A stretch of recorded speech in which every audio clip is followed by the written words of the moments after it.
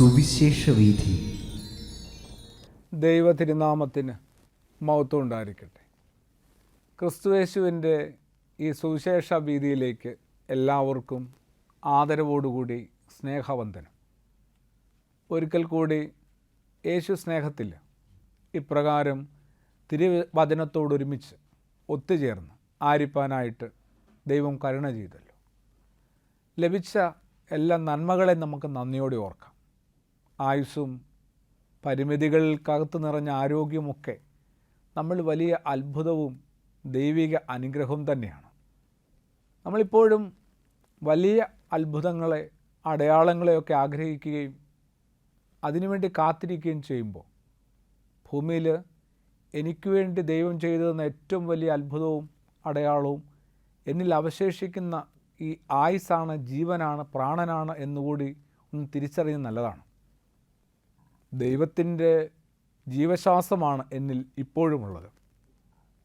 അത് ഒടുക്കം പുറത്തേക്ക് പോയിട്ട് വീണ്ടും അകത്തേക്ക് എത്തുന്നില്ലെങ്കിൽ നമ്മൾ നാട്ടുഭാഷയെ കാറ്റ് പോയെന്ന്, അല്ലെങ്കിൽ പ്രാണൻ പോയെന്ന്, ജീവൻ പോയെന്നൊക്കെ പറയും. അങ്ങനെയൊരു അനുഭവത്തിൽ ആകാതെ ഇപ്പോഴും ഇവിടെ അവശേഷിക്കുന്നുവെങ്കിൽ നമ്മൾ ഭാഗ്യമുള്ളവരോ ദൈവത്തിൻ്റെ കരുതലുള്ളവരൊക്കെ തന്നെയാണ്.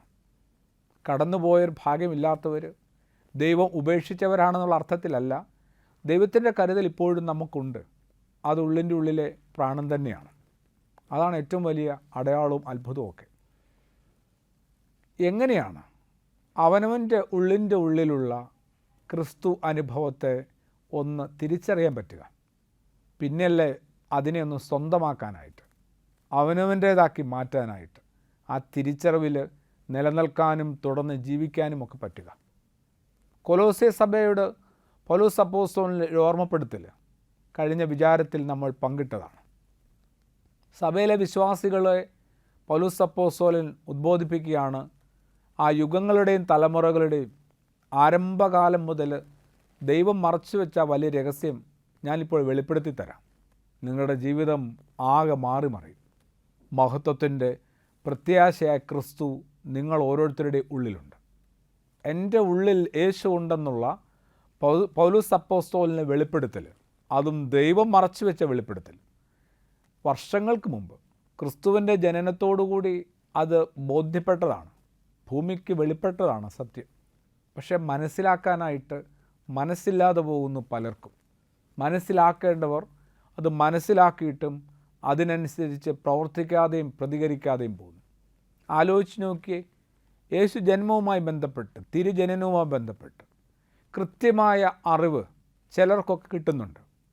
മാലാഖയുടെ അറിയിപ്പുണ്ടായ ആട്ടിടയന്മാർ, സാധാരണക്കാർ, അറിവില്ലാത്തവർ, പക്ഷേ ഒരു ചെറിയ മനുഷ്യരായിട്ട്, ചെറിയവരായിട്ട് എപ്പോഴും വലിയവരെണ്ണുന്ന ആ കൂട്ടം, അവർക്കാണ് ശരിക്കും ദൈവത്തിൻ്റെ അരുളപ്പാട് ദൂതന്മാരിലൂടെ ലഭിക്കുന്നത്. സർവ്വജനത്തിനും ഉണ്ടാകാൻ പോകുന്ന ഒരു മഹാസന്തോഷം ഞാൻ നിങ്ങളെ അറിയിക്കും. രക്ഷകൻ പിറന്നിരിക്കുന്നു. അവരുടെ ഒരു യാത്ര ആരംഭിക്കുകയാണ്. അതുവരെയുള്ള അവരുടെ സാധാരണ ജീവിതം വിട്ട് രക്ഷകൻ പിറന്ന സ്ഥലത്തേക്ക്, ആ കുഞ്ഞിനെ കാണാനായിട്ടുള്ള അവരുടെ യാത്ര ആരംഭിക്കുക. അവിടെയാണ് കൊലോസ്യ സഭയിലെ വിശ്വാസികളോട് പൗലോസിൻ്റെ ഓർമ്മപ്പെടുത്തൽ നമ്മളിന്ന് ഗൗരവത്തിലെടുക്കേണ്ട. എൻ്റെ ഉള്ളിൽ യേശു ഉണ്ട് എന്ന് വിളിച്ചു പറഞ്ഞിട്ട്, പൊരുൾ തിരിച്ചു തന്നിട്ട്, ആ മറിഞ്ഞു കിടക്കുന്ന ആ വലിയ രഹസ്യം വെളിപ്പെടുത്തി തന്നിട്ട് ഞാൻ വീണ്ടും അനങ്ങാതിരുന്നാൽ, അലസതയോടെ ഇരുന്നാൽ, ഇങ്ങനെ മന്ദീഭവിച്ചിരുന്നാൽ എന്ത് കഷ്ടമാണ്. ആ നിസ്സാരരായ, ദരിദ്രരായ, വളരെ സാധാരണത്വമുള്ള ആട്ടിടയന്മാർ പോലും വലിയ പ്രാർത്ഥനക്കാർ പോലും ആവണമെന്നില്ല, അല്ലേ? നമ്മളെപ്പോലെ വലിയ ഭക്തരൊന്നും ആവണമെന്നില്ല. അവർ പോലും പക്ഷേ തമ്പുരാൻ്റെ അരുളപ്പാട് മാലാഖമാരിലൂടെ കിട്ടിയപ്പോൾ അവരവരുടെ തൊഴിലുപേക്ഷിച്ച് പുതിയ ഒരു ഉത്തരവാദിത്വത്തിലേക്ക് പ്രവേശിക്കുകയാണ്. കണ്ടെത്താനായിട്ടുള്ള യാത്ര ആരംഭിക്കുക. അതുപോലെയാണ് കിഴക്ക് ദേശത്ത് നിന്ന് ജ്ഞാനികൾ വന്നെന്നും പറയുക. 3 സമ്മാനങ്ങളൊക്കെ കാൽക്കൽ സമർപ്പിച്ചു. പൊന്നും കുന്തിരുക്കോ മീറയൊക്കെ സമർപ്പിച്ചതുകൊണ്ട് അവർ 3 പേരാണെന്നൊരു സങ്കല്പമൊക്കെ ഉണ്ട്. അവരെത്ര പേരായിരുന്നാലും ജ്ഞാനികളുടെ സംഘം അന്വേഷിച്ചിറങ്ങുന്നതും ഇതുപോലൊരു വെളിപ്പെടുത്തൽ അവർക്കും കിട്ടിയിട്ടാണല്ലോ. അവർക്ക് തലയ്ക്ക് മുകളിൽ അടയാളമായിട്ട്, വഴികാട്ടിയായിട്ട് നക്ഷത്രമുണ്ടായിരുന്നു. അവരെത്തിയത് രാജാവിൻ്റെ കൊട്ടാരത്തിലാണ്. ആ ഭാഗം ഒന്ന് പറയാനാണ്. എല്ലാം അറിഞ്ഞിട്ടും അറിയാതെ, അറിഞ്ഞില്ല എന്ന് മറ്റുള്ള ചിലരുടെ ജീവിതം, തിരിച്ചറിഞ്ഞ ആ വെളിപ്പെട്ട് കിട്ടിയ സത്യങ്ങളോട് അവർ കണ്ണടച്ച് പ്രതികരിക്കുന്നത്, കാതടച്ചും ഹൃദയമടച്ചും പ്രതികരിക്കുന്നതും പ്രവർത്തിക്കുന്നതുമൊക്കെ നമ്മളൊന്നും കൂടി ഒന്ന് അടുത്ത് കാണുകയാണ്. രാജാവാകെ പരിഭ്രമത്തിലാവുന്നു, ജ്ഞാനികളുടെ വരവും അറിയിപ്പുമൊക്കെ കിട്ടിയപ്പോൾ. എന്തായാലും പണ്ഡിത സദസ്സ് വിളിച്ചുകൂട്ടി കാര്യങ്ങളുടെ നിജസ്ഥിതി ആരായുകയാണ്. മതപണ്ഡിതന്മാർ മതഗ്രന്ഥങ്ങളെല്ലാം പരിശോധിച്ചിട്ട് പറയുകയാണ്, എല്ലാ സാധ്യതയുമുണ്ട്. ഇവർ പറയുന്ന മാതിരി രക്ഷകൻ പിറക്കുമ്പോൾ അടയാളമായി നക്ഷത്രമുണ്ടാകുമെന്നതും എല്ലാം പ്രവചന ഗ്രന്ഥങ്ങളിൽ കൃത്യമായി രേഖപ്പെടുത്തിയിട്ടുണ്ട്. അപ്പോൾ വസ്തുത ശരിവെക്കുകയാണ്. ഇനി സംശയിക്കേണ്ട ഇടയില്ല, കാര്യമില്ല. അങ്ങനെ ഒന്നും കൂടി പൊരുൾ വ്യക്തമാക്കി കിട്ടിയ രാജാവിനോ കൊട്ടാരത്തിനോ അവരെ സഹായിച്ച, ഗ്രന്ഥങ്ങളൊക്കെ പരിശോധിച്ച, അതിന് ത്രാണിയുള്ള, പ്രാഗൽഭ്യമുള്ള, സാമർഥ്യമുള്ള, പാണ്ഡിത്യമുള്ള ഈ പണ്ഡിത സദസ്സോ പക്ഷേ പിന്നാലെ പോയില്ലല്ലോ. അവർ കൊട്ടാരം വിട്ട് യാത്ര ആരംഭിച്ചില്ല. അവർ അവിടെ തന്നെ നിന്നു. പറഞ്ഞു വരുന്നത് ഒരു ക്രിസ്തു അനുഭവം ഉള്ളിൻ്റെ ഉള്ളിലുണ്ടെന്ന് പൗലോസ് അപ്പോസ്തലൻ ഓർമ്മപ്പെടുത്തുമ്പോഴും എൻ്റെ സമീപനം ഏതാണ്ട് ഇങ്ങനെ തന്നെയാണ്. ഞാൻ അവിടുന്ന് ഒരു ഇഞ്ച് നീങ്ങാനായിട്ട് തയ്യാറാവുന്നില്ല. പിന്നെന്ത് ചെയ്യും? അപ്പോൾ എൻ്റെ ജീവിതത്തിലെ സ്തംഭനാവസ്ഥയ്ക്ക്, ഇരുട്ട് നിറഞ്ഞ അനുഭവങ്ങൾക്കൊക്കെ കാരണം സത്യത്തിൽ എൻ്റെ തന്നെ മനോഭാവവും പ്രതികരണ രീതികളുടെയും ഫലമാണ്. അതൊന്ന് തിരിച്ചറിയുക. എന്നിട്ട് മറിയം എന്ന അമ്മയെ ഒന്ന് ഓർക്കുക. ആ അമ്മയാണല്ലോ ക്രിസ്തുയേശുവിനെ പൂർണ്ണമായിട്ടും ഉൾക്കൊണ്ട ഒരാൾ. അതൊരു വലിയ മാതൃകയായിരുന്നു. ആ മാതൃക ഇന്ന് നമ്മളോട് പറയുന്നത് മൗനം പാലിക്കാനും കൂടിയാണ്. ജീവിതത്തിൽ ഇത്രത്തോളം ബഹളം വേണ്ട, ജീവിതത്തിൽ ഇത്രത്തോളം മിണ്ടണ്ട, അങ്ങനെയൊക്കെ ഉണ്ട്. നമ്മളൊരു ദിവസം എന്തുമാത്രം മനുഷ്യരോട് മിണ്ടുന്നുണ്ട്. പക്ഷെ ഒന്നും ആഴപ്പെട്ട വർത്തമാനങ്ങളെ അല്ല. ആഴപ്പെട്ടതുകൊണ്ട് ഉദ്ദേശിച്ചത് ഹൃദയത്തിൽ നിന്ന് വരുന്ന പരമാർത്ഥതയുള്ള, ആത്മാർത്ഥതയുള്ള വാക്കുകളോ ഇടപെടലുകളോ ഒന്നും ഉണ്ടാവുന്നില്ല. ഇന്ന് ആരെങ്കിലും ആരോടെങ്കിലും മുഖാമുഖം നോക്കി നിന്ന് സംസാരിക്കാറുണ്ടോ? ഒന്നുമില്ല. എല്ലാം മൊബൈൽ ഫോണിലേക്ക് ഒതുങ്ങുകയാണ്. ആരെയും ഫേസ് ചെയ്യേണ്ട, ആരുടെയും വിശേഷവും തിരക്കാറില്ല. പൊതുവെ എന്തുണ്ട്, എങ്ങനെയുണ്ടെന്ന് ചോദിച്ചു പോകുന്നതിനേക്കാൾ അപ്പുറത്ത് വ്യക്തിപരമായ ഒരു അന്വേഷണവും ഇല്ലാതാവുന്നു. വളരെ ബുദ്ധിപൂർവമുള്ള ഒരു സമീപനമായത്. ഉദാഹരണം പറഞ്ഞാൽ, കൂട്ടുകാരനെ കണ്ടാൽ അവൻ്റെ ജീവിത പങ്കാളിയെക്കുറിച്ച് അന്വേഷിക്കുന്നില്ല, മക്കളെക്കുറിച്ച് തിരക്കുന്നില്ല, പ്രായമായിരിക്കുന്ന അവൻ്റെ മാതാപിതാക്കളെക്കുറിച്ച് അന്വേഷിക്കുന്നില്ല. എന്തുകൊണ്ട്? ഇതൊക്കെ അന്വേഷിച്ചാൽ നല്ലതല്ലാത്ത സങ്കടകരമായ വല്ല വിശേഷണങ്ങളുമാണ് അവനിങ്ങോട്ട് പങ്കുവെക്കുന്നതെങ്കിൽ എനിക്ക് ഇടപെടേണ്ടി വരത്തില്ലേ? +2 കഴിഞ്ഞു, മകൾക്ക് ഇതുവരെ ഒരു അഡ്മിഷൻ ആയില്ല, സാമ്പത്തിക പ്രശ്നമുണ്ട്, അങ്ങനെ എങ്ങാണ്ട് ഒരു വിഷയമാണ് ഇങ്ങോട്ട് പറയുന്നതെങ്കിൽ ഞാൻ കുഴഞ്ഞു പോവുമല്ലേ? ഏതെങ്കിലും വിധത്തിൽ ഞാൻ അതിനകത്ത് ഇടപെടേണ്ടി വരത്തില്ലേ? അപ്പോൾ അവൻ്റെ വിശേഷങ്ങൾ, അവരെൻ്റെ വിശേഷങ്ങൾ, എൻ്റെ സഹോദരൻ്റെ വിശേഷങ്ങൾ, സ്നേഹിതൻ്റെ വിശേഷങ്ങളൊക്കെ ഞാൻ അറിയാതിരിക്കുന്നത് അത്രത്തോളം ഞാൻ അവനിലേക്ക് എത്തേണ്ടല്ലോ എന്ന് കരുതിയ വലിയൊരു സാമർഥ്യമുള്ള രക്ഷപ്പെടലായിരുന്നു. പക്ഷേ അങ്ങനെയല്ല ഒരു യേശു മൂല്യമുള്ള യേശു ഭക്തൻ്റെ നിലപാടും പ്രതികരണവുമൊക്കെ. എന്തായാലും മറിയമെന്ന അമ്മ നന്നായി മൗനം പാലിച്ചു. ഈ മൗനം പാലിച്ച മറിയമെന്ന അമ്മ കാണിച്ചു തരുന്ന മാതൃക നമ്മളും പിന്തുടരുക.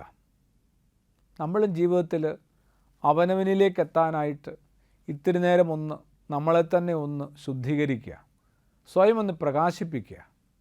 യേശു ആകുന്ന വിളക്കും വെളിച്ചവുമൊക്കെ ഹൃദയത്തിൻ്റെയും ജീവിതത്തിൻ്റെയും അകത്ത് ഇപ്പോൾ ഏതാണ്ട് നന്നായി ഇരുട്ട് നിറഞ്ഞ സ്ഥലത്ത് ഒന്ന് കൊളുത്തി കത്തിക്കുക.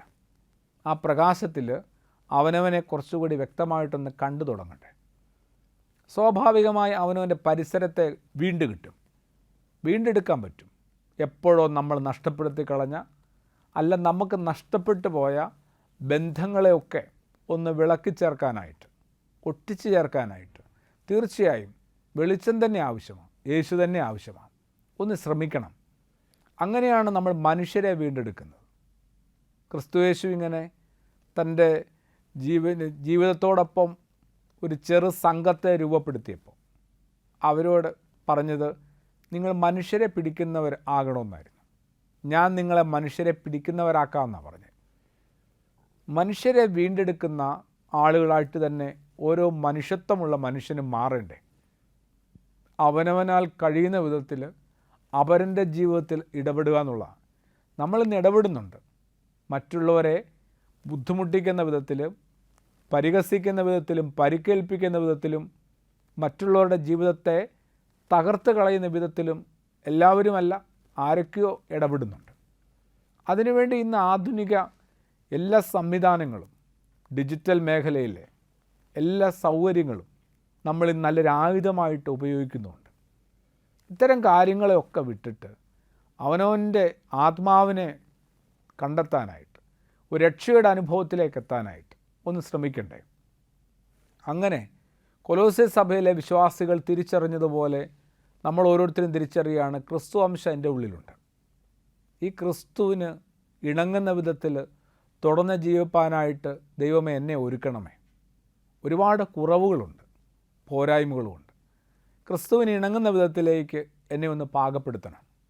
അതിന് എന്തെല്ലാം മാറണമെന്നറിയാം. എന്തെല്ലാം മാറണം? ഒന്നെൻ്റെ വിചാരങ്ങൾ ശുദ്ധീകരിക്കപ്പെടണം. നിസ്സാരമല്ല കേട്ടോ. നല്ല പ്രാർത്ഥനയും അതിനേക്കാളും അപ്പുറത്ത് പ്രയത്നം ആവശ്യമാണ് സ്വന്തം വിചാരങ്ങൾ ശുദ്ധീകരിക്കപ്പെടാനായിട്ട്. എന്തുമാത്രം അശുദ്ധിയുള്ള, അരുതാത്ത, വികലമായ വിചാരങ്ങളുമാണ് ജീവിക്കുന്നത്. അതിനെല്ലാം ഒന്ന് ശുദ്ധീകരിച്ചെടുക്കണ്ടേ. അപ്പോൾ അവനവൻ്റെ വിചാരങ്ങളെക്കുറിച്ച് കുറച്ചുകൂടി ബോധവാന്മാരാവുക. അവനവൻ്റെ വിചാരങ്ങളെ ഒന്നുകൂടി അരിപ്പയിൽ അരിച്ചെടുക്കുക, ഫിൽട്ടർ ചെയ്യുക. നിസ്സാരമായ ഒരു ശ്രമമല്ലിത് കേട്ടോ. വിചാരങ്ങളെ ശുദ്ധീകരിക്കാനായിട്ട് പ്രാർത്ഥിക്കണം ഓരോരുത്തരും. ആ വിചാരങ്ങളെ നല്ല വിചാരങ്ങളാക്കി ഒന്ന് രൂപാന്തരപ്പെടുത്തി തരണമേ എന്ന് നമുക്കും പ്രാർത്ഥിക്കാം. അവിടെ നിന്ന് നമ്മൾ അടുത്ത പടിയിലേക്ക് പോകുമ്പോൾ സ്വാഭാവികമായും വിചാരങ്ങളാണ് പിന്നീട് നമ്മളിൽ വാക്കുകളായി മാറുന്നത്. നല്ല വാക്കുകളാണോ? കേൾക്കുന്നവന് സൗഖ്യവും സമാധാനവും സന്തോഷവും കിട്ടുന്ന വാക്കുകളാണോ നമ്മളിൽ നിന്ന് പുറപ്പെടുന്നത്? ആലോചിച്ച് നോക്കിയേ. കേൾക്കുന്ന ഒരാൾക്ക് സൗഖ്യം കിട്ടുന്ന വിധത്തിലാണോ എൻ്റെ വാക്കുകൾ? കുറച്ച് സമാധാനം കിട്ടുന്ന വിധത്തിൽ, ഒരു സ്നേഹവും സന്തോഷവും കിട്ടുന്ന വിധത്തിൽ, ഒരു സംതൃപ്തി കിട്ടുന്ന വിധത്തിൽ, അതിനേക്കാൾ അപ്പുറത്തൊരു സുരക്ഷിതത്വം കിട്ടുന്ന വിധത്തിൽ, അത്തരം വാക്കുകളൊക്കെ ഞാൻ എപ്പോഴെങ്കിലുമൊക്കെ ഉപയോഗിക്കുന്നുണ്ടോ? ചെറിയ കുഞ്ഞുങ്ങളുമായിട്ട്, സ്കൂളിലൊക്കെ പഠിക്കുന്ന ചെറിയ കുട്ടികൾക്കുമായിട്ട്, ചെറിയ കുട്ടികൾ, ആ ചെറിയ കുട്ടികളായിട്ട് പോലും അവർക്ക് അത്തരം ഒരു സങ്കടമുണ്ടെന്നാണ് പറയാൻ വരുന്നത്. മുതിർന്നവരുടെ കാര്യം പറയുകയേ വേണ്ട. അവർ സങ്കടക്കടലിൽ തന്നെയാണ്. 4ാം ക്ലാസ്സിലും 5ാം ക്ലാസ്സിലും 6ലും ഒക്കെ പഠിക്കുന്ന ചെറിയ കുട്ടികളുടെ ഒരു സങ്കടം എന്തെന്ന് ചോദിച്ചാൽ, വെറുതെ ഇങ്ങനെ എടാ പോടാ എടി പോടി എന്നൊക്കെ ഞങ്ങളുടെ അധ്യാപകർ വിളിക്കുന്നുണ്ടെന്നാണ്. അധ്യാപകർ ഒന്നും വിചാരിക്കാതെ വിളിക്കുന്ന കേട്ടോ. അല്ലാതെ വൈരാഗ്യം കൊണ്ടോ ശത്രുത കൊണ്ടോ ഒന്നുമല്ല, സ്നേഹം കൊണ്ട് തന്നെ വിളിക്കുന്നതാണ്. പക്ഷേ അതുപോലും ഈ ചെറിയ കുഞ്ഞുങ്ങളുടെ ഹൃദയങ്ങൾക്കൊരു പോറലാവുന്നുണ്ട്, ഒരു മുറിവാവുന്നുണ്ടെന്നോ, ഒരു നൊമ്പരമാവുന്നുണ്ടെന്നോ, എന്തോ ഇൻസൾട്ടാവുന്നുണ്ടെന്നോ തിരിച്ചറിയാതെ പോകുന്നുണ്ടല്ലോ ഗുരുക്കന്മാർ. പേരില്ലേ? അപ്പം പേരൊന്ന് രജിസ്റ്റർ ആകാനായിട്ട് ശ്രമിക്കാത്തതാണോ? ഭൂമിയിൽ ഒരാളെ നമുക്ക് റെസ്പെക്റ്റ് ചെയ്യാനായിട്ട് പറ്റുന്ന ഏറ്റവും വലിയ കാര്യം പേര് ചോദിക്കുക, പേര് പറയുക എന്നൊക്കെ ഉള്ളതല്ലേ. ഒരു പരസ്പര ബഹുമാനമില്ലാതെ എല്ലാവരും മാറുന്നുണ്ട്. മാതാപിതാക്കൾ മക്കളോടുള്ള ഇടപെടലിൽ വളർന്നു വരുന്ന മക്കളെ അവർ വളർന്നു വരുന്നുണ്ട്, മുതിർന്നവരാകുന്നു എന്നുള്ള ധാരണയും വേണ്ടേ അപ്പനമ്മമാരും ഇടപെടാനായിട്ട്? നമ്മളിപ്പോൾ എപ്പോഴും ഇങ്ങനെ യുവതലമുറയെ, കുഞ്ഞുങ്ങളെ മാത്രം കുറ്റം പറയുന്നത് ശരിയല്ലല്ലോ. മക്കളൊക്കെ വളർന്നു മുതിർന്നു, വിവാഹവും കഴിച്ചു, അവർക്കും മക്കളുണ്ടായി. എന്നിട്ടും സ്വത്തിനും സമ്പാദ്യത്തിനും മീതെ ഞാനാണ് ഈ വീട്ടിലെ അപ്പം കഴിഞ്ഞാൽ ഞാനാണെന്ന് പറഞ്ഞ അമ്മ. എന്തൊരു കഷ്ടമാണ്. കാലം മാറുന്നതനുസരിച്ച് ബോധവും നമ്മൾ സ്വയം ഒന്ന് മാറ്റിയെടുക്കട്ടെ. അപ്പോൾ മാതാപിതാക്കളുടെ ഒരു സമീപനവും മക്കളോട്, തിരിച്ചും മക്കൾക്കോ പരസ്പര ബഹുമാനം നഷ്ടപ്പെടുന്നു എവിടെയൊക്കെയോ. ഏത് മേഖലകളിൽ നമ്മൾ ഇടപെട്ടാലും അങ്ങനെ തന്നെയാണ്. ആലോചിച്ച് നോക്കി. ഡോക്ടർമാരുടെ അടുത്തേക്ക് രോഗി ചെല്ലുമ്പോൾ ശരിയാ 48-ാമത്തെയോ 49-ാമത്തെ ടോക്കണൊക്കെ ആയിരുന്നു എൻ്റേത്, ശരിയാ എന്ന് വെച്ചാൽ അതിൻ്റെ അർത്ഥം ഈ ഡോക്ടർ 48 പേരെ കണ്ടു, നേരിട്ടു, അതിനുശേഷം ശരിക്ക് തളർന്നിരിക്കുകയായിരിക്കും. ഒക്കെ ശരിയാണ്. പക്ഷേ നമ്മളോട് അത്രയ്ക്കൊരു ക്ഷമയോടുകൂടിയല്ല ഇടപെടുന്നെങ്കിൽ നമ്മുടെ മനസ്സിൽ ആ ഡോക്ടർ ഉണ്ടാവുമോ? പിന്നീട് ഉണ്ടാവുമോ? കടന്നുപോയ കേരളത്തിൻ്റെ മുൻ മുഖ്യമന്ത്രി ഉമ്മൻചാണ്ടി സാറിൻ്റെ ആത്മകഥ നമ്മുടെ മാധ്യമ പ്രവർത്തകനായ സണ്ണിക്കുട്ടി സാറ് തയ്യാറാക്കിയത് ഒരു നല്ല വായനാനുഭവമായിരുന്നു. ഒരു ദിവസം ഈ മനുഷ്യൻ എത്ര പേരെയാണ് കണ്ടുകൊണ്ടിരുന്നത്? നേരം വെളുക്കുന്നത് വരെ. അവസാനത്തെ ആളെ കാണുമ്പോഴും ആദ്യത്തെ ആളെ കാണുന്ന അതേ പ്രസന്നമായ ഭാവത്തോടെ, ഒരു ചെറിയ ചിരിയോടുകൂടി, സ്നേഹത്തോടെ കാണാനായിട്ട് പറ്റിയെന്നത് എത്രയോ വലിയ സത്യമാണ്, അപൂർവമാണ്. അത്രത്തോളം ഒന്നും നമ്മളെപ്പോലെ സാധാരണക്കാർക്ക് പറ്റിയെന്ന് വരില്ല. പക്ഷേ ഒരു വീടിനകത്തുള്ള 4 പേർക്കെങ്കിലും കുറച്ചുകൂടി ഒരു പരസ്പര ആദരവോ ബഹുമാനമോ കൊടുക്കാനായിട്ട് നമ്മൾ ഉപയോഗിക്കുന്ന വാക്കുകളൊക്കെ ഒന്നുകൂടി എന്താ പറയുക, ഒന്ന് ഫിൽട്ടർ ചെയ്യാനായിട്ട്. വിചാരങ്ങളുടെ കാര്യം പറഞ്ഞായിരുന്നു. വിചാരങ്ങളിൽ നിന്നാണല്ലോ നമ്മൾ പൊതുവെ സംസാരിക്കുന്നത്. വാക്കുകളൊക്കെ ദൈവത്തിൻ്റെ വലിയ വചനമായിട്ടും കൂടി നമ്മളൊന്ന് തിരിച്ചറിയണ്ടേ. ആദിയിൽ വചനമുണ്ടായിരുന്നു, വചനം ദൈവമായിരുന്നു. യോഹന്നാൻ ശ്ലീഹായുടെ സുവിശേഷം അങ്ങനെയൊക്കെയാണ് ആരംഭിക്കുന്നത്. അപ്പോൾ വാക്കുകൾ നിസ്സാരമല്ല, ജീവനുള്ളതാണ് എന്ന് തിരിച്ചറിയുമ്പോൾ കുറച്ചുകൂടി ഹൃദ്യമായിട്ട്, സ്നേഹത്തോടുകൂടി, ഹൃദയത്തെ കൂട്ടിച്ചേർത്ത് മിണ്ടാനും പറയാനും പറ്റും. അങ്ങനെ ചില മനുഷ്യരൊക്കെ ഉണ്ട് ഭൂമിയിൽ. അവരെയൊന്നും നമ്മൾ പരിചയപ്പെട്ടാൽ ഒരിക്കലും മറക്കത്തില്ല, ഒരിക്കലും. അതുകൊണ്ട് നമ്മുടെ വാക്കുകളെ ഒന്നും കൂടി ഒന്ന് ശുദ്ധീകരിക്കണ്ടേ. ഇന്ന് ഈ ചെറിയ കുട്ടികളൊക്കെ ഉപയോഗിക്കുന്ന ചീത്ത വാക്കുകൾ, ദേഷ്യം വന്നാൽ 4 ചീത്ത പറയണമെന്ന് നമ്മുടെ പൂർവികർ നമ്മളെ പഠിപ്പിച്ചതാണ്. ശരിയാണ്. എപ്പോഴാണ് ഒരാൾ ചീത്ത പറയുന്നത്? ചീത്ത എന്നൊരു സംഭവം ഇല്ല കേട്ടോ. എന്നാലും അരുതാത്തതാണ്, അല്ലെങ്കിൽ മ്ലേച്ഛമാണ്, അല്ലെങ്കിൽ അതൊരു അശ്ലീകരമാണ്, അത്ര നല്ലതല്ലാത്തതാണ് എന്ന് നമുക്ക് തന്നെ തോന്നുന്ന ചില വാക്കുകൾ, പ്രയോഗങ്ങളൊക്കെ നമ്മൾ ദേഷ്യം വരുമ്പം നമ്മൾ വിളിക്കുന്നുവെങ്കിൽ നമ്മുടെ ഭാഗത്ത് യാതൊരു ന്യായവും ഇല്ല എന്നതിൻ്റെ അർത്ഥമാണോ? നല്ല വാക്കുകൾ നമുക്കൊന്നും എക്സ്പ്രസ് ചെയ്യാൻ പറ്റത്തില്ല, ആ വിധത്തിൽ ഞാൻ പരാജയപ്പെട്ടതുകൊണ്ടാണോ ഇത്തരമുള്ള അസംബന്ധമായ കാര്യങ്ങൾക്ക് വിളിച്ചു പറയുന്നത്? വാക്കുകളൊന്ന് ശുദ്ധീകരിക്കുക. എന്തിനാണ്? ഉള്ളിൻ്റെ ഉള്ളിലുള്ള ക്രിസ്തു മൂല്യത്തിന് ഇണങ്ങുന്ന വിധത്തിൽ ഞാൻ എന്നെ തന്നെ ഒന്ന് പരുവപ്പെടുത്താനായിട്ട്. കുറച്ച് പാടാണ്, എന്നാലും ഒന്ന് ശ്രമിക്കാവുന്നതാണ്. ഹൃദയം നിറഞ്ഞ് കവിയുന്നതൊക്കെയാണ് പുറത്തേക്ക് വാക്കുകളായി വരുന്നതെന്നാണ് ക്രിസ്തുവിൻ്റെ ഒരു ഭാഷ്യം. അപ്പോൾ ഹൃദയത്തിനകത്ത് നല്ല കുറച്ച് വാക്കുകളൊക്കെ നിറച്ചു വെച്ചാൽ നല്ലതാണ്, അല്ലേ? ഇങ്ങനെ ഒരു കഥയുണ്ട്. ഒരു ആശ്രമാധീപനെ ഒരു ശത്രു വന്ന് ചീത്ത പറയുക. അയാൾ പ്രതികരിച്ചേ ഇല്ല. പിറ്റേ ദിവസം ഈ ശത്രു വന്നിട്ട് ചീത്ത പറയുന്നതിനോടൊപ്പം ചെളി ഇങ്ങനെ ചെറിയ ഉരുളകളായിട്ട് ഉരുട്ടിയെടുത്തിട്ട് അതും കൂടെ വലിച്ചെറിയാൻ തുടങ്ങി. ആശ്രമാധിപൻ അപ്പോൾ മാത്രം പ്രതികരിച്ചു, തൻ്റെ മുറിയിലേക്ക് കയറിപ്പോയി. അപ്പോൾ എറിഞ്ഞുകൊണ്ടിരുന്നവന് സന്തോഷമായി. ഏറ് തുടങ്ങിയപ്പോൾ പുള്ളി കൊണ്ടിട്ടെണീറ്റ് പോയല്ലോ. അകത്തേക്ക് പോയ ആശ്രമാധിപൻ ഒരു ഭരണി നിറയെ മധുരമുള്ള മിഠായിയായിട്ട് പുറത്തേക്ക് വന്നിട്ട് മിഠായി എടുത്ത് തിരിച്ചറിയാൻ തുടങ്ങി. ആശ്രമത്തിലെ ശിഷ്യന്മാർക്കൊക്കെ വല്ലാത്തൊരു അമ്പരപ്പും ദേഷ്യവും നാണക്കേടും. ഈ ഗുരുവിന് എന്തൊരു ബോധമില്ലേ, ചെളിവാരി എറിയുന്നു, അതിനൊക്കെ കഠിനമായി ചീത്ത പറയുന്നു. ഇയാളാട്ടെ ഇവിടെ നിന്ന് മധുരമിഠായി അങ്ങോട്ട് എറിയുന്നു. എല്ലാം ശാന്തമായി കഴിഞ്ഞപ്പോൾ ശിഷ്യർ ചോദിച്ചു, എന്താണ് അങ്ങീ കാണിക്കുന്നത്? അപ്പോൾ പറഞ്ഞു, അവൻ്റെ കസ്റ്റഡിയിലുള്ളത് കൊണ്ടല്ലേ അവൻ എന്നെ അറിയാൻ പറ്റുള്ളൂ. അവൻ്റെ കയ്യിലും ഹൃദയത്തിലും പ്രവൃത്തിയിലും വിചാരത്തിലും ഒക്കെ ചെളിയാണ്. അതവനെ ഉരുട്ടി ഉരുട്ടി എറിയുന്നു. ഇന്നലെ എറിഞ്ഞു, ഇന്നും എറിയുന്നു. എൻ്റെ കൈവശം ഇതൊക്കെയാണുള്ളത്. ഓർത്തു നോക്കി, അവനവൻ്റെ കൈവശം കുറച്ച് നല്ല വാക്കുകൾ ഒന്ന് ശേഖരിച്ച് വെക്കാൻ പറ്റുമോ? ഒരു ഭാര്യ ഭർത്താക്കന്മാരാണെങ്കിൽ പോലും മുഖാമുഖം ഒന്ന് നോക്കി 5 മിനിറ്റ് ആണെങ്കിലും മിണ്ടി പറഞ്ഞിട്ട് ഒരുപക്ഷെ വർഷങ്ങളായിട്ടുണ്ടെങ്കിലോ. മക്കൾ പരസ്പരം എത്രത്തോളം ഒരു ശത്രുതാ മനോഭാവം വരിക സഹോദരങ്ങൾക്കിടയിൽ ചെറിയ കാലം മുതലേ. ഒരാൾ പഠിക്കുന്നു, ഒരാൾ വേഗം സൈക്കിൾ ചവിട്ടാൻ പറ്റി, ഒരാൾക്ക് സ്പോർട്സിനോട് താല്പര്യം, മാറിയിരുന്ന് മറ്റേയാളിങ്ങനെ പിറുപിറുക്കുകയാണോ? അതിനകത്തെന്തേ സന്തോഷിക്കാൻ പറ്റാതെ പോകുന്നത്? അപ്പോൾ നല്ല വാക്കുകൾ, അഭിനന്ദനത്തിൻ്റെ വാക്കുകളൊക്കെ നമ്മുടെ വീടുകളിൽ നിന്ന് അപ്രതീക്ഷിതമായല്ലേ? നല്ലൊരു കറി കിട്ടിയാൽ മേശപ്പുറത്ത്, നമ്മളുടെ തീന്മേശയിലെത്തിയാൽ എന്തുകൊണ്ടാണ് അതിൻ്റെ പിന്നിൽ പ്രവർത്തിച്ച ആളെ അഭിനന്ദിക്കാത്തത്? ഭാര്യയാവാം, ആ വീട്ടിൽ ജോലിക്ക് നിൽക്കുന്ന ആളാവാം, ആരുമാവാം. ഒന്ന് പറഞ്ഞുകൂടെ? നന്നായിരിക്കുന്നു കേട്ടോ. മറിച്ച് അരുചിയാണെങ്കിലോ, ഇത്തിരി ഉപ്പ് കൂടിപ്പോയെങ്കിലോ, ഇത്തിരി പഞ്ചസാര കൂടിപ്പോയ ചായ ആണെങ്കിലോ നമ്മൾ എന്ത് വേഗമാണ് പൊട്ടിത്തെറിക്കുന്നത്. നമ്മൾ എന്തൊരു ഒച്ചയിലാണ് അലറുന്നത്. ഇന്നലെ വരെ കിട്ടിയ ചായ ഇങ്ങനെയല്ല. അതിൻ്റെ അർത്ഥം ഇന്ന് എന്തോ ഒരു അബദ്ധം പറ്റിയതാണ്. ഇന്നലെ വരെയും ഉപ്പൊക്കെ പാകമായിട്ടാണ് കിട്ടിയതെങ്കിൽ ഇന്നെന്തോ സംഭവിച്ചു. മനുഷ്യനല്ലേ? അങ്ങനെയൊന്ന് കരുതാനായിട്ട് എന്തേ നമുക്ക് ക്ഷമയില്ലാതെ പോകുന്നത്. അപ്പോൾ വിചാരങ്ങളെ ശുദ്ധീകരിക്കുക, വാക്കുകളെ കുറച്ച് ശുദ്ധീകരിക്കുകയും മധുരമുള്ളതാക്കുകയും ഹൃദ്യവുമാക്കുക.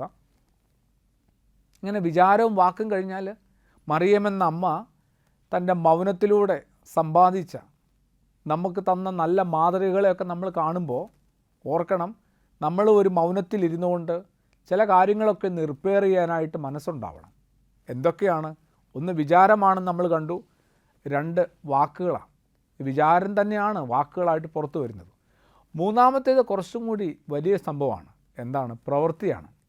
അയ്യോ, പ്രവൃത്തിയൊക്കെ ഒന്ന് പരിശോധിപ്പാനായിട്ട് നമുക്ക് നേരമുണ്ടോ? ഭൂമിയിലുള്ള സർവ്വ മനുഷ്യരുടെ പ്രവൃത്തികളെ പരിശോധിച്ചുകൊണ്ടിരിക്കുകയാണ്.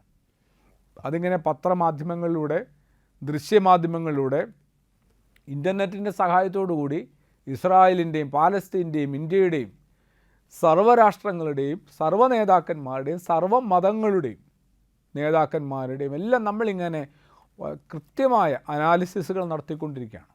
കമൻറ്റുകൾ പറഞ്ഞുകൊണ്ടും എഴുതിക്കൊണ്ടും അതിങ്ങനെ വായുവിൽ പറപ്പിച്ചുകൊണ്ടും ജീവിക്കുകയാണ്. ഇതിനിടയിൽ എപ്പോഴാണ് ഇത്തിരി നേരം മാറ്റിവെക്കുക? അവനവൻ്റെ പ്രവൃത്തികളെ ഒന്ന് പരിശോധിപ്പാനായിട്ട്. എൻ്റെ പ്രവൃത്തികളെ ദൈവം നന്നായിട്ട് പരിശോധിക്കുന്നുണ്ട് കേട്ടോ. അതൊന്ന് തിരിച്ചറിഞ്ഞാൽ തന്നെ എൻ്റെ പ്രവൃത്തികൾക്ക് മീതെ എനിക്ക് കുറച്ചും കൂടി ഒരു ബോധമുണ്ടാവും. കുറച്ചുകൂടി ഒരു ജാഗ്രത നിലനിർത്താൻ പറ്റുമോ? ഒരു ശ്രദ്ധ അവനവൻ്റെ ജീവിതത്തിന് മീതെ. കുറച്ച് പാടാണ്. എങ്കിലും വിചാരത്തെ ഒന്ന് നിയന്ത്രിച്ച് തുടങ്ങുന്ന ഒരാൾക്ക്, ഒന്ന് ശുദ്ധീകരിച്ച് തുടങ്ങുന്ന ഒരാൾക്ക് വാക്കുകൾക്ക് മീതെ കുറച്ചൊരു നിയന്ത്രണം ഉണ്ടാവും. വാക്കുകളൊക്കെ കുറച്ചുകൂടി മാറ്റം ഉണ്ടാവും. ചില മനുഷ്യരൊക്കെ ഇങ്ങനെ തിടുക്കത്തിൽ സംസാരിക്കുന്നു. തൊട്ടടുത്ത് ശ്വാസം തട്ടാവുന്ന വിധത്തിൽ ചേർന്ന് നിൽക്കുന്ന മനുഷ്യരായിട്ട് പോലും ഭയങ്കര ഒച്ചയിൽ സംസാരിക്കുന്നു. ഇത്തരം കാര്യങ്ങളൊക്കെ ചില വൈകല്യങ്ങളാണെന്ന് സ്വയം തിരിച്ചറിഞ്ഞാൽ പതിയെ പതിയെ ഒന്ന് നിയന്ത്രിക്കാൻ പറ്റത്തില്ലേ? അങ്ങനെ വിചാരത്തെയും തുടർന്ന് വാക്കുകളെയും ഒക്കെ നിയന്ത്രിച്ചെത്തുന്ന ഒരാൾ സ്വാഭാവികമായും പ്രവൃത്തിയെ ശുദ്ധീകരിക്കാനായിട്ട് കുറച്ചുകൂടി ബലം ഉണ്ടാവും, ഒരു ആത്മബലം ഉണ്ടാവും.